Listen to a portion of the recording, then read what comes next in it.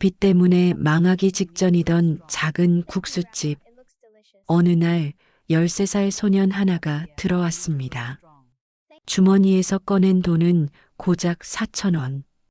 그래서 저는 그냥 국수 한 그릇을 내줬습니다. 그런데 소년이 국물을 한 모금 먹는 순간 숟가락이 멈췄습니다. 그리고 갑자기 울기 시작했습니다. 그때 저는 몰랐습니다. 이 아이가 제 인생을 완전히 뒤집어 놓게 될 줄은.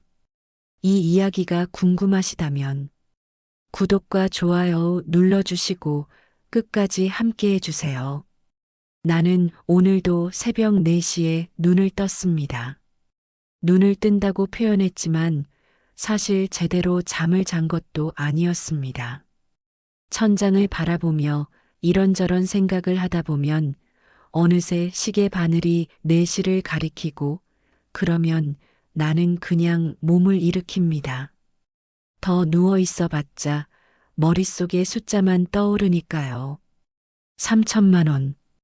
그 숫자가 천장에 새겨진 것처럼 눈을 감으면 보이고 눈을 뜨면 또 보입니다. 아들 녀석이 남기고 간 빚이었습니다. 처음에 그 애가 사업을 한다고 했을 때 나는 말렸어야 했습니다. 그런데 그러지 못했어요. 평생 가난하게 살면서도 한 번도 불평 한마디 없이 자란 아들이었거든요. 중학교 때부터 신문 배달을 하고 고등학교 때는 편의점 야간 알바를 하면서도 한 번도 힘들다는 소리를 안 했던 아이였습니다. 그런 아들이 처음으로 뭔가를 해보겠다고 눈을 빛내며 말하는데 어미 된 입장에서 어떻게 안 된다고 할 수가 있었겠습니까?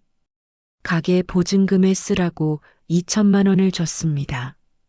내가 평생 국수 한 그릇씩 팔아서 모은 돈이었어요. 남편 병원비 치르고 나서 남은 전부였습니다. 그것도 모자라 아들은 지인한테 또 1,000만 원을 빌렸는데 사업이 망하면서 그 빚도 내 앞으로 넘어왔습니다. 아들은 미안하다는 말 한마디 문자로 남기고 연락을 끊었어요.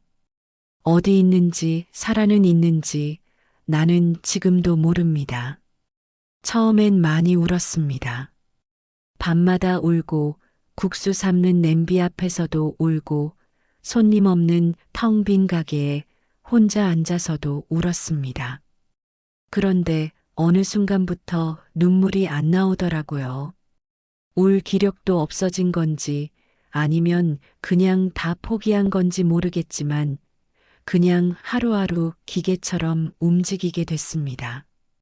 새벽에 일어나고 육수를 끓이고 가게 문을 열고 국수를 삶고 문을 닫고 집에 오고 천장을 바라보다가 또 새벽을 맞이하고 우리 가게는 서울 은평구 골목 안쪽에 있습니다.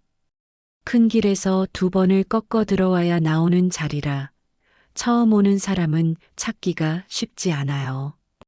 그래도 한때는 단골들이 꽤 있었습니다. 남편이 살아있을 때는 그이가 홀을 보고 나는 주방을 맡으면서 둘이 손발을 맞춰 돌아갔거든요.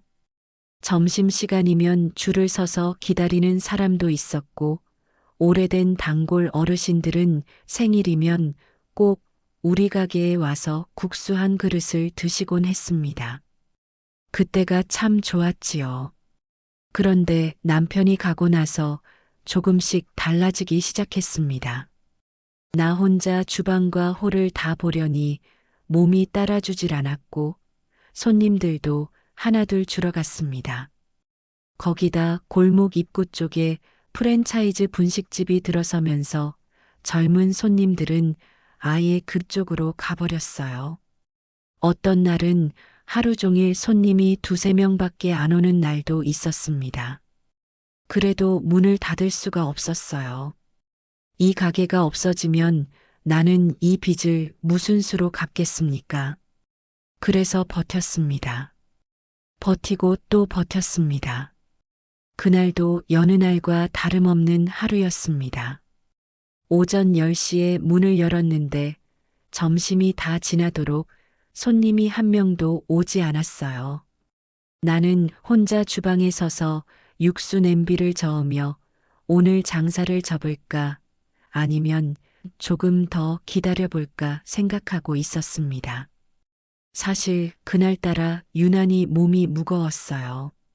무릎도 쑤시고 허리도 뻐근하고 아침부터 머리까지 지끈거렸거든요. 나이가 드니까 날씨가 흐리면 온몸이 다 알더라고요. 그때였습니다. 가게 문이 삐걱 소리를 내며 열렸습니다.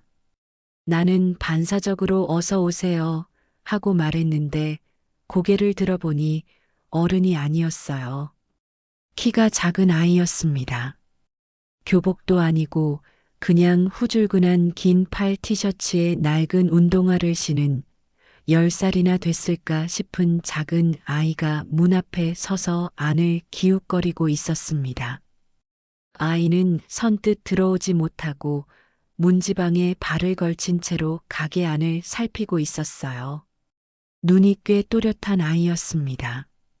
까만 눈동자가 크고 맑았는데 표정은 어딘가 어른스럽고 조심스러워 보였습니다. 나는 들어오라고 손짓을 했습니다. 아이는 그제야 조심조심 들어와서 제일 구석 자리에 앉았어요. 가방도 없었고 아무것도 들고 있지 않았습니다. 혼자였어요. 그 나이 또래 아이가 혼자 밥집에 들어오는 게 좀 낯설었지만 나는 그냥 메뉴판을 가져다 줬습니다. 아이는 메뉴판을 한참 들여다보다가 아주 조그만 목소리로 물었습니다. 제일 싼 게 얼마예요? 나는 순간 가슴이 찡했습니다. 아이 눈이 메뉴판에서 가격을 훑고 있다는 걸 알아챘거든요. 나는 잔치국수 한 그릇에 5,000원이라고 했습니다.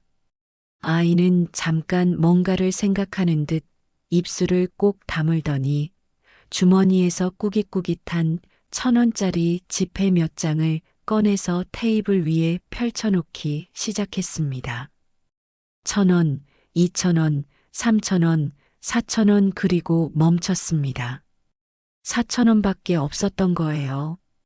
아이는 고개를 들어 나를 바라봤습니다. 미안하다는 말도 그냥 나가겠다는 말도 없이 그냥 나를 바라봤어요. 그 눈빛이 어찌나 조용하던지 나는 그만 아무 말도 못하고 서 있었습니다. 내가 먼저 말했습니다. 괜찮아, 앉아 있어. 그리고 주방으로 들어가서 국수를 삶기 시작했습니다. 평소보다 고명을 좀 더 얹었어요. 달걀도 하나 더 얹고 김도 넉넉하게 올리고 국물도 넉넉하게 담았습니다. 이유는 모르겠어요. 그냥 그렇게 하고 싶었습니다. 국수를 가져다 놓으면서 나는 아이 얼굴을 슬쩍 봤습니다. 아이는 그릇을 바라보고 있었는데 표정이 뭔가 이상했어요. 먹고 싶다는 표정이 아니라 뭔가를 참고 있는 것 같은 표정이었습니다. 나는 그냥 맛있게 먹어 하고 돌아서려 했는데 아이가 숟가락을 들어 국물을 한 모금 떠서 입에 넣는 순간이었습니다. 아이 눈에서 눈물이 흘러내렸습니다. 소리도 없이 그냥 뚝 하고 눈물이 떨어졌어요. 아이는 눈물이 나는 걸 들키지 않으려는 듯 고개를 숙였지만 어깨가 조금씩 들썩이기 시작했습니다. 나는 아무 말도 하지 못하고 그 자리에 서 있었습니다. 도대체 이 아이에게 무슨 일이 있는 걸까? 이 국물 한 모금이 이 아이의 어떤 기억을 건드린 걸까? 나는 그날 그 아이 곁에 조용히 앉았습니다. 아이는 한참을 울었습니다. 소리내어 우는 것도 아니었어요. 그냥 고개를 숙인 채로 어깨만 조금씩 떨고 있었습니다. 나는 옆에 앉아서 아무 말도 하지 않았어요. 뭔가를 물어봐야 할 것 같기도 했고, 괜찮냐고 한마디 건네야 할 것 같기도 했는데, 왠지 그러면 안 될 것 같았습니다. 이 아이가 지금 필요한 건 말이 아니라는 걸 오래 살다 보니 그냥 느껴지더라고요. 나는 그냥 물수건 하나를 가져다가 테이블 위에 살며시 올려놓았습니다. 아이는 한참 후에 고개를 들었어요. 눈이 빨개져 있었고 뺨에 눈물 자국이 남아 있었습니다. 아이는 물수건으로 얼굴을 닦으면서 작은 목소리로 말했습니다. 죄송해요 라고요. 죄송하긴 나는 손을 내저었습니다. 아이는 그제야 다시 숟가락을 들었어요. 그리고 이번엔 천천히, 아주 천천히 국수를 먹기 시작했습니다. 후루룩 소리도 없이 그냥 조용히 한 젓가락씩 집어 먹는데 그 모습이 어찌나 조심스럽던지 마치 이 한 그릇을 최대한 오래 간직하고 싶은 것처럼 보였습니다. 나는 주방으로 들어가서 괜히 설거지를 하는 척 했습니다. 아이를 너무 바라보면 부담스러울까 봐서요. 그런데 자꾸만 눈이 그쪽으로 갔어요. 저 어린 것이 왜 혼자 여기 왔을까? 부모는 어디 있을까? 학교는 왜 안 갔을까? 별의별 생각이 다 들었습니다. 아이가 다 먹고 나서 그릇을 가지런히 모아놓았습니다. 요즘 애들은 그릇을 그냥 내버려 두고 가는 경우가 많은데 이 아이는 빈 그릇을 가지런히 한쪽으로 밀어놓고 테이블 위도 물수건으로 닦았어요. 그 모습을 보면서 나는 가슴이 또 묵직해졌습니다. 저렇게 어린애가 저런 걸 어디서 배웠을까 싶어서요. 아이가 일어서면서 말했습니다. 나중에 나머지 1,000원 가져올게요 라고. 나는 됐다고 했습니다. 그런데 아이는 고개를 저었어요. 아니요, 꼭 가져올게요 하고 단호하게 말하더니 꾸벅 인사를 하고 나갔습니다. 문이 닫히고 나서 나는 한동안 그 자리에 서 있었습니다. 텅 빈 가게에 국수 냄새만 남아 있었어요. 아이가 앉았던 자리를 바라보는데 이상하게 마음이 먹먹했습니다. 저 아이 오늘 밥을 제대로 못 먹은 거 아닐까? 저게 오늘 첫 끼인 건 아닐까? 그런 생각이 자꾸만 들었어요. 그날 저녁 나는 오랜만에 육수를 넉넉하게 더 끓였습니다. 딱히 이유는 없었어요. 그냥 손이 그렇게 움직였습니다. 그 아이는 다음 날도 왔습니다. 이번엔 오전 11시쯤이었어요. 어제와 똑같이 문을 살짝 열고 안을 들여다보더니 내가 손짓을 하자 들어왔습니다. 그리고 어제 앉았던 자리, 제일 구석 자리에 또 앉았어요. 아이는 주머니에서 1,000원짜리 한 장을 꺼내서 테이블 위에 올려놓았습니다. 어제 못 낸 나머지 1,000원이었습니다. 나는 그걸 보고 말문이 막혔어요. 설마 진짜 가져올 줄은 몰랐거든요. 나는 그 1,000원을 받았습니다. 안 받으면 이 아이 자존심이 상할 것 같았거든요. 그날도 아이는 잔치국수를 먹었습니다. 이번엔 5,000원을 다 냈어요. 어디서 구했는지 모르겠지만 꾸깃꾸깃한 지폐를 5장 세어서 내밀었습니다. 나는 받으면서 슬쩍 물었습니다. 학교는 하고요. 아이는 잠깐 멈추더니 방학이에요 라고 했습니다. 그게 거짓말인지 진짜인지 나는 몰랐습니다.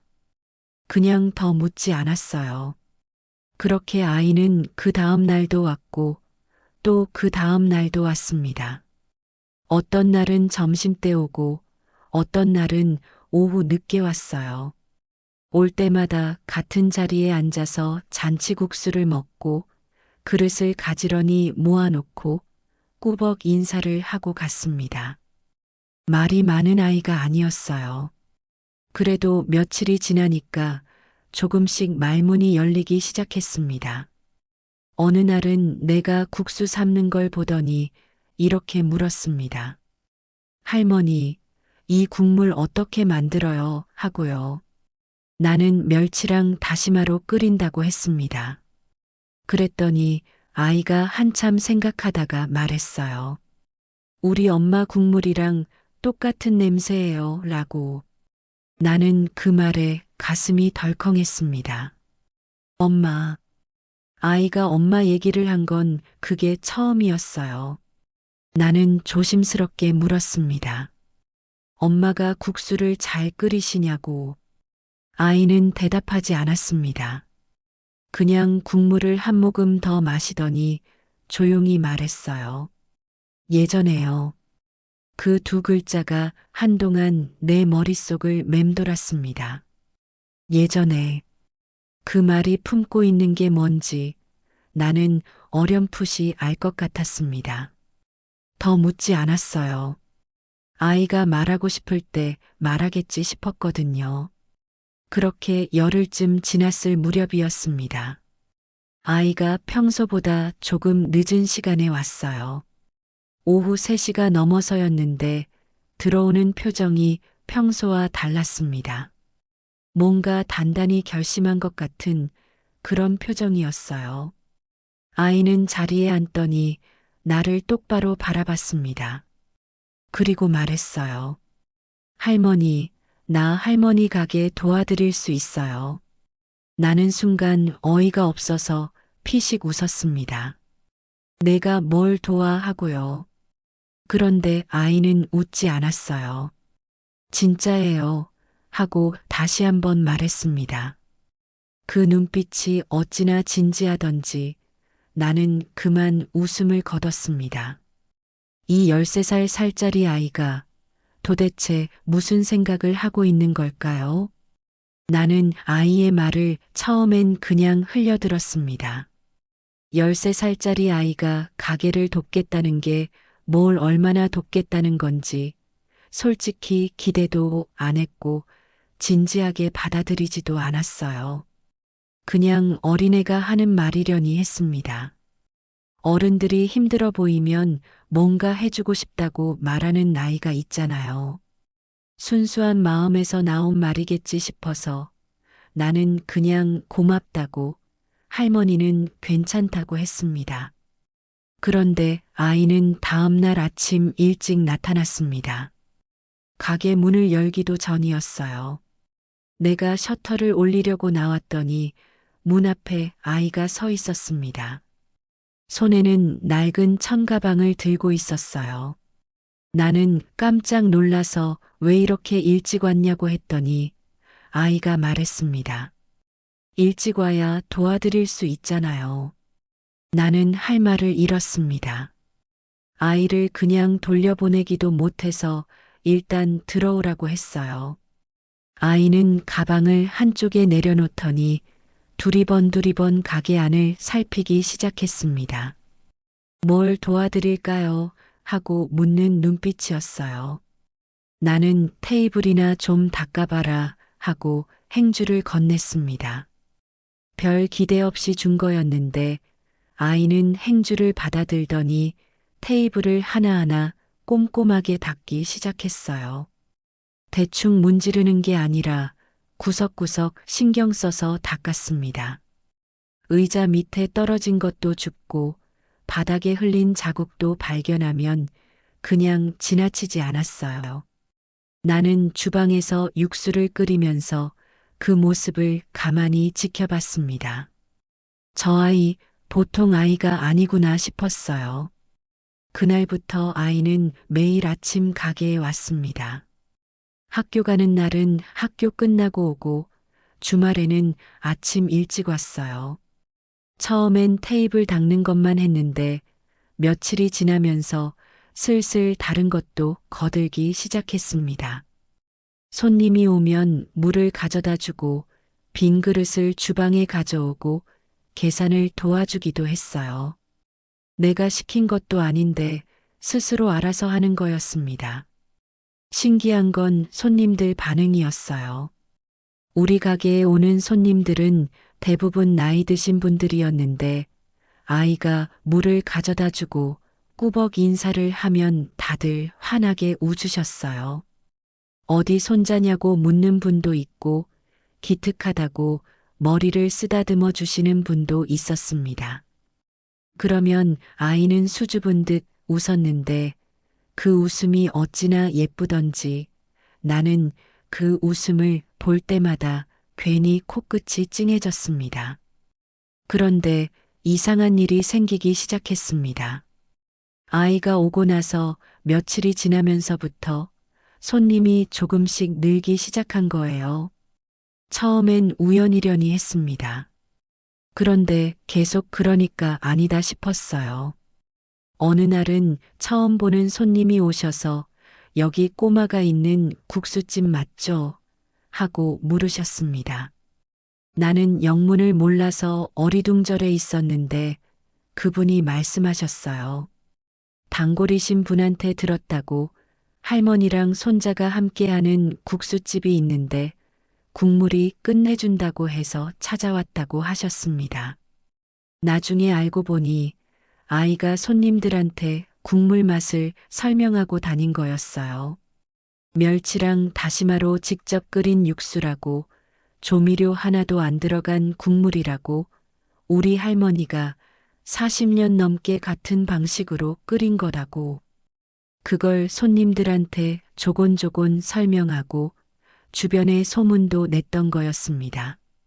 13살짜리 아이가 혼자서 한 일이었어요.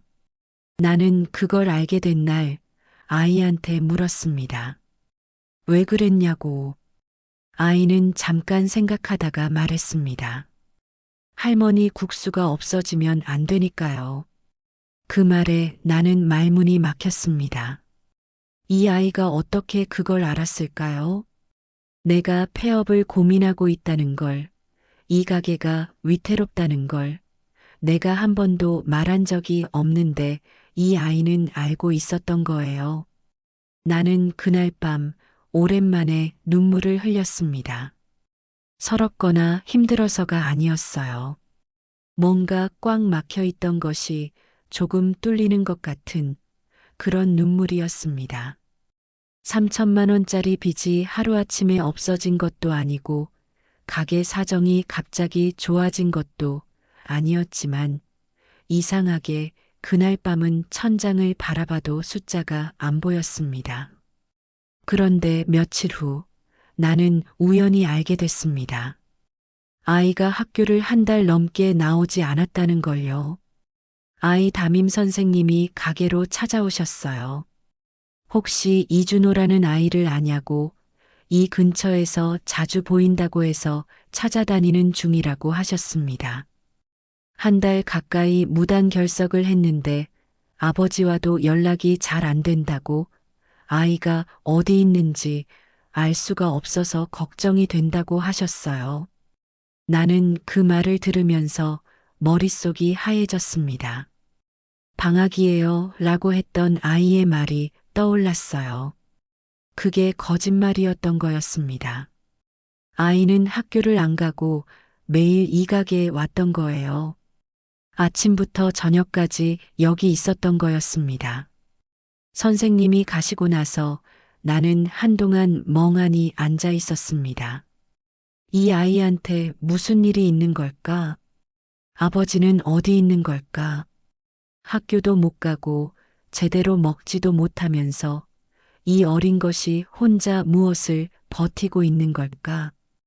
그날 오후 아이가 평소처럼 가게 문을 열고 들어왔습니다. 나는 아무 말 없이 아이를 바라봤습니다. 아이도 내 표정을 보더니 뭔가를 눈치챈 것 같았어요. 천천히 자리에 앉으면서 나를 바라봤습니다. 나는 조용히 물었습니다. 준호야, 아빠 지금 어디 계시니? 아이는 한동안 아무 말도 하지 않았습니다. 그러다가 아주 작은 목소리로 거의 들릴 듯 말 듯한 목소리로 말했습니다. 잘 몰라요. 그 세 글자가 내 가슴을 찌르는 것 같았습니다. 잘 몰라요. 13살짜리 아이가 아버지가 어디 있는지 모른다고 했습니다. 집에 혼자 있었던 거예요. 언제부터인지도 모르게 이 아이는 혼자였던 겁니다. 나는 그날 가게 문을 일찍 닫았습니다. 그리고 아이한테 말했어요. 오늘 저녁은 할머니가 해줄게. 국수 말고 다른 거. 아이는 아무 말도 하지 않았습니다. 그냥 고개를 끄덕였어요. 그런데 그 끄덕임이 어찌나 지쳐 보이던지 나는 그만 아이를 꼭 안아버렸습니다. 이 조그만 어깨가 얼마나 무거운 걸 혼자 지고 있었던 걸까요? 그날 밤 나는 오랜만에 부엌에서 제대로 된 밥상을 차렸습니다. 국수가 아니라 밥을 했어요. 김치찌개를 끓이고 계란말이를 부치고 콩나물 무침도 했습니다. 별거 아닌 반찬들이었지만 오랫동안 혼자 먹는 밥상만 차리다 보니 누군가를 위해 요리를 한다는 게 이상하게 손끝부터 달라지는 느낌이었어요. 더 정성스럽게 하게 되고 더 많이 담게 되고 간을 볼 때도 더 신경 쓰게 됐습니다. 아이는 밥상 앞에 앉아서 처음엔 그냥 가만히 있었어요. 먹어라 하고 내가 말하자 그제야 숟가락을 들었습니다. 김치찌개를 한술 떠서 밥 위에 얹어 먹더니 잠깐 멈췄어요. 그리고 아주 천천히 씹었습니다. 나는 괜히 반찬 그릇을 이리저리 옮기면서 아이 눈치를 살폈는데 아이 눈가가 또 촉촉해지는 게 보였습니다. 이번엔 아이가 참았어요. 눈물이 나오려는 걸 꾹 누르는 게 느껴졌습니다. 아이는 그냥 말없이 밥을 먹었어요. 한 그릇을 다 비우고 나서 조용히 말했습니다. 맛있어요 라고. 그 한마디가 그날 밤 내가 들은 말 중에 제일 좋은 말이었습니다. 밥을 다 먹고 나서 나는 아이한테 물었습니다. 엄마 얘기해 줄 수 있어? 아이는 한동안 말이 없었어요. 나는 억지로 물으면 안 되겠다 싶어서 그냥 넘어가려 했는데 아이가 먼저 입을 열었습니다. 엄마는 2년 전에 아빠랑 헤어졌어요. 그때부터 저는 아빠랑 살았는데 아빠가 일하러 나가면 집에 혼자 있었어요. 처음엔 아빠가 저녁엔 들어왔는데 언제부터인가 며칠씩 연락이 없는 날이 생기기 시작했어요. 그래도 괜찮았어요. 라면이랑 편의점 음식으로 버텼거든요. 그런데 어느 날 할머니 가게 앞을 지나가다가 국물 냄새를 맡았어요. 아이는 거기서 잠깐 멈췄습니다. 그 냄새가 엄마 냄새였어요. 나는 아무 말도 하지 않았습니다. 그냥 들었어요. 아이는 계속 말했습니다. 엄마가 살아계실 때 국수를 자주 끓여줬다고 했어요. 특별한 날이 아니어도 그냥 가끔씩 집에 들어오면 국수 냄새가 나고 엄마가 부엌에 서 있었다고. 그게 제일 좋았다고 아이는 말했습니다. 살아계실 때 나는 그 말이 귀에 꽂혔습니다. 아이 엄마가 돌아가신 거였어요. 이혼한 게 아니라 아이 엄마는 이 세상에 없는 거였습니다. 아이는 덤덤하게 말했지만 그 덤덤함이 오히려 더 가슴을 에이는 것 같았어요. 너무 오래 혼자 사귀어서 이제는 덤덤해진 슬픔. 그게 얼마나 무거운 건지 나는 알 것 같았습니다. 나도 남편을 먼저 보낸 사람이니까요. 그날 밤 나는 아이를 그냥 보내지 않았습니다. 우리 가게 뒤쪽에 작은 방이 하나 있어요. 창고처럼 쓰던 곳인데 예전에 남편이 낮잠을 자던 곳이기도 했습니다. 나는 그 방을 치우고 이불을 깔았어요. 아이한테 오늘은 여기서 자고 가라고 했습니다. 아이는 괜찮다고 했어요. 집에 갈 수 있다고. 나는 그냥 자고 가라고 했습니다. 한 번만 더 괜찮다고 하면 내가 화낼 것 같았거든요. 아이는 결국 그 방에서 잤습니다. 불을 끄고 나서 나는 한동안 방문 앞에 서 있었어요. 안에서 아무 소리도 안 났습니다. 아이가 금방 잠든 것 같았어요. 그 조용함이 왠지 마음을 아프게 했습니다. 저렇게 쉽게 잠드는 건 너무 지쳐 있다는 뜻이니까요. 그 뒤로 일들이 빠르게 흘러갔습니다. 담임 선생님을 통해 아이 아버지와 연락이 닿았어요. 아버지는 지방에서 일을 하다가 사고가 나서 병원에 입원해 있었습니다. 아이한테 연락을 못한 게 아니라 연락을 할 수가 없는 상황이었던 거예요. 아이는 그걸 알면서도 나한테 말하지 않았던 거였습니다. 걱정 끼칠까 봐서요. 13살짜리 아이가 아버지가 병원에 있다는 걸 혼자 알면서 나한테는 말 한마디 안 하고 매일 가게에 나와 테이블을 닦고 물을 날랐던 겁니다. 나는 그 사실을 알고 나서 한동안 멍하니 있었어요. 이 아이가 나를 도운 게 아니었습니다. 나한테 기댄 거였어요. 집에도 못 가고 아버지한테도 기댈 수 없는 상황에서 국물 냄새 하나만 믿고 이 골목 안으로 들어온 거였습니다. 엄마 냄새가 나는 곳에서 그냥 하루하루를 버틴 거였어요. 아이 아버지가 퇴원을 하고 나서 직접 가게로 찾아왔습니다. 많이 수척해 보이는 사람이었어요. 고개를 깊이 숙이면서 죄송하다고 아이가 폐를 끼쳤다고 했습니다. 나는 손을 내저었습니다. 폐는 무슨, 오히려 내가 이 아이한테 많이 받았다고 했어요.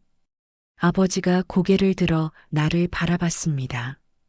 눈이 빨갰어요.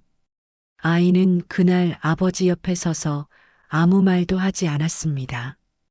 그냥 아버지 손을 꼭 잡고 있었어요. 그 모습을 보면서 나는 이 부자가 괜찮아지겠다 싶었습니다.